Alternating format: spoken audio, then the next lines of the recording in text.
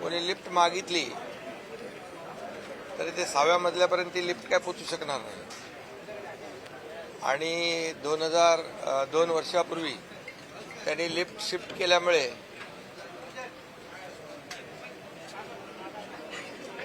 काँग्रेसच्या लिफ्टमध्ये गेल्यामुळे आम्ही जनतेच्या लिफ्टमध्ये आलो. महाराष्ट्रातल्या जनतेला जी त्यांच्या मनातलं सरकार आम्ही स्थापन केलं सांगण्याचा उद्देश. त्यामुळे काही लोक बोलतायत, काही लोक वेगळा आनंद साजरा करतायत, काही पेढे वाटतायत. नरेंद्र मोदीजी तिसऱ्यांदा प्रधानमंत्री झाले म्हणून आनंद आहे, चांगला आहे.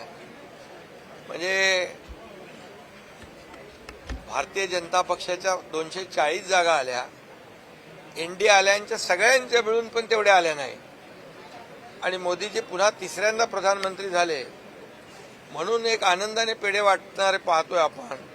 काही लोक असे छाती फुगून येणारे पाहतोय. म्हणजे एक म्हणतो आपण गिरे तो भी टांग ऊपर. अरे पराभव केला तुम्हाला तुमच्या या जनतेने, देशातल्या मोदीजींना पुन्हा तुम्ही एवढं खोटं नरेटिव्ह, खोट्या बातम्या पसरवून संविधान बदलणार, आरक्षण जाणार, एक भीतीचं वातावरण निर्माण करून सुद्धा या देशातल्या जनतेने नरेंद्र मोदीजींना पुन्हा तिसऱ्यांदा प्रधानमंत्री बनवलं. याचा आनंद विरोधक साजरा करतात, याचा आम्हाला आनंद आहे. महाविकास आघाडीमध्ये लिकेज सरकार आहे अशी टीका केली केंद्रातल्या महाविकास आघाडीमध्ये. लिकेजचं काय?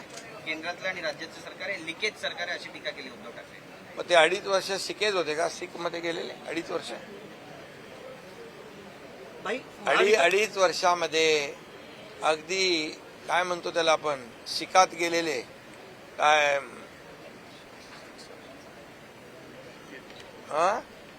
त्याला काय म्हणतो आपण,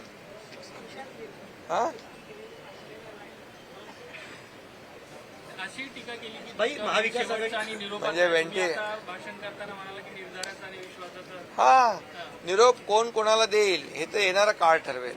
शेवटी हे जनतेच्या हातात असतं. जनता जनार्दन हे ठरवत असतं. त्यामुळे हा तर आमचा हे अधिवेशन निर्धाराचा आणि निश्चयाचा आहे. 2 वर्षात जे केलेली आमच्या सरकारने कामगिरी आहे त्या कामगिरीच्या जोरावर पुन्हा सरकार महायुतीचं आणण्याचं आमचं निश्चयाचं हे अधिवेशन आहे. महाविकास आघाडीमध्ये मुख्यमंत्री पदाचा चेहरा कोण असेल याच्यावरनं चर्चा सुरू झाली आहे. संजय राऊत म्हणतात की मुख्यमंत्री पदाचा चेहरा असायला पाहिजे, जयंत पाटील म्हणतात, त्यांच्यावरच वाद सुरू झाले. मुख्यमंत्री पदाचा चेहरा असायला पाहिजे असं संजय राऊत म्हणतात, पण काँग्रेसचे नेते म्हणतात की आम्ही मोठे भाऊ आहेत महाराष्ट्रामध्ये. आता मोठे भाऊ छोटे भाऊ ते त्यांच्यातलं तुम्ही त्यांना विचारा ना. आता आमचं महायुतीचं आमचं काम चालू आहे. अजित पवार गट कुठे नाराज आहे असं वाटतं का? महायुती मजबूतीने काम करते आहे. महायुती गेल्या 2 वर्षामध्ये घेतलेले निर्णय तुमच्या समोर आहेत. आज शेतकऱ्यांसाठी आम्ही काय केलं असं म्हणाले. शेतकऱ्यांसाठी त्यांनी जी कर्जमाफी जाहीर केली होती, जे रेग्युलर कर्जफेड करणाऱ्या शेतकऱ्यांना 50,000 रुपये इन्सेंटिव्ह द्यायचं, दिले का त्यांनी? ते आम्ही दिले. ते आम्ही एका क्लिकवर शेतकऱ्यांच्या खात्यात 50,000 रुपये जमा केले. मग कोणी फसवलं शेतकऱ्यांना? शेताच्या बांधावर जाणारे लोक आम्ही आहोत. त्यांच्याशी संवाद साधणारं महायुती सरकार आहे. आता ते बांद्रा ते बांधा कधी पाहिलंय का? कसं शेतकऱ्याचं दुःख कळेल? त्याला शेतावर जावं लागतं, चिखल तुडवावा लागतो, इरशाळवाडीसारख्या ठिकाणी जावं लागतं, फील्डवर जावं लागतं. घरी बसून सगळ्या गोष्टी समजत नाहीत. वर्क फ्रॉम होम चालत नाही. इथे डायरेक्ट फील्डवर काम करावं लागतं. हा बोला ना. पंचतारांकित शेती. मग ते लंडन मधल्या पंचतारांकित हॉटेलपेक्षा पंचतारांकित शेती केव्हाही बरी की नाही? बरी ना. का शेतकऱ्यांनी चांगलं पंचतारांकित शेती करू नये का? शेतकऱ्यांनी चांगली नगदी पिकं घेऊ नयेत का? का स्ट्रॉबेरी लावू नये का? का ड्रॅगन फ्रूट लावू नये का? आणि काय अमावास्या आणि काय म्हणाले अमावास्या त्यांच्या डोक्यात अमावास्या पौर्णिमा ते काय लिंबू मिरच्यावाले तुमच्या शेतातली फळं पाठवणार का त्यांना? बिलकुल पाठवणार. माझ्याकडे सर्व प्रकारची फळं आहेत, पीएचडी फिलॉसॉफी चेरी पासून सगळं.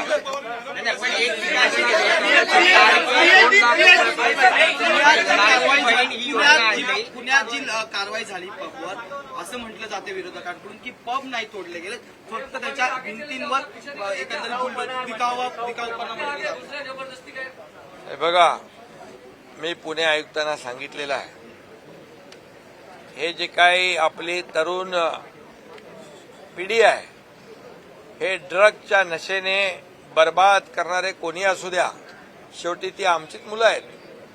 त्यांच्या आईवडिलांची काय मानसिकता असेल, आणि म्हणून पुणे आयुक्तांना सांगितलंय, पब असू द्या, हॉटेल असू द्या, शाळा कॉलेजच्या बाजूला दुकानं असू द्या, टपऱ्या असू द्या, जे काय असेल ज्यामध्ये ड्रग्सचे रिलेटेड ज्या ज्या वास्तू असतील, जी स्ट्रक्चर असतील ती मुळासकट उकडून टाका, बुलडोजर चालवा आणि पेडलर पासून मेन सप्लायर पर्यंत त्यांची पाळंमुळं खणून काढा आणि यांना जेरबंद करा. अशा प्रकारचा संपूर्ण महाराष्ट्रामध्ये, मुंबईमध्ये देखील मुंबई पोलिसांनी जवळपास 4,000 कोटीचे ड्रग्स पकडले होते. 1300 बांधकामं त्यांनी तोडलेली. आणि ही कारवाई फक्त मुंबई ठाण्यात नाही, पुण्यात नाही, तर संपूर्ण राज्यभरामध्ये जिथे जिथे ड्रग्सचे अड्डे आहेत, जिथे जिथे ड्रग्सची विक्री होतीये, जिथे जिथे ही तरुणाईला ही सगळी नासवतायत, एक तरुण पिढी जी बर्बाद करण्याचं काम जे लोक करतायत त्यांना सोडलं जाणार नाही. त्यांच्यावर कठोर कारवाई केली जाईल, त्यांना मुळासकट उकडून टाकलं जाईल.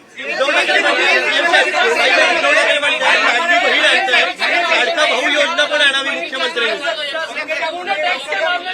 लाडका भाऊ योजना आणावी म्हणजे नक्की भाऊ कोणापेक्षा?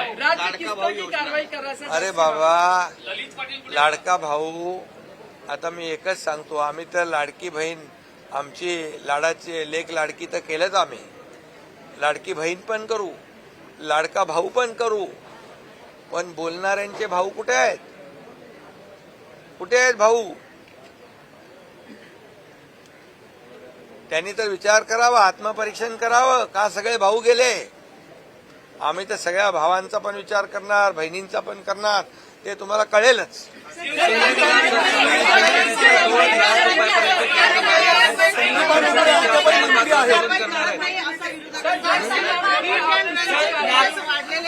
ठाण्याच्या विषयी रोहित पवारांनी मुरबाडचा एक व्हिडिओ क्लिक केले.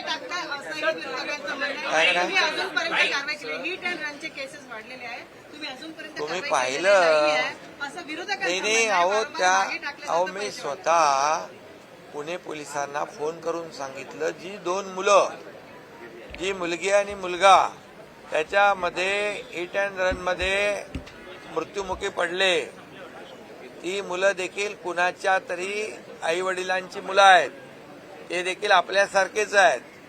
म्हणून कुणालाही रस्त्यावर कुणालाही चिरडण्याचा अधिकार नाही. आणि म्हणून त्या प्रकरणामध्ये आपण किती मुळापर्यंत खोलपर्यंत गेलोय हे तुम्हाला माहित आहे. नागपुरात एकंदरीत जो पोषण पंकजा मुंडे लवकरच मंत्रिमंडळात पाहायला मिळतील अशी माहिती मिळते. पंकजा मुंडे तुमच्या मंत्रिमंडळात दिसतील का मुख्यमंत्री म्हणून? आणि संदीपान भुमरेंनी अद्याप मंत्रिपदाचा राजीनामा दिलेला नाही. अरे बाबा, असं का? ते खासदार असून कायम आहे. संदीपान भुमरे यांनी राजीनामा दिलेला आहे.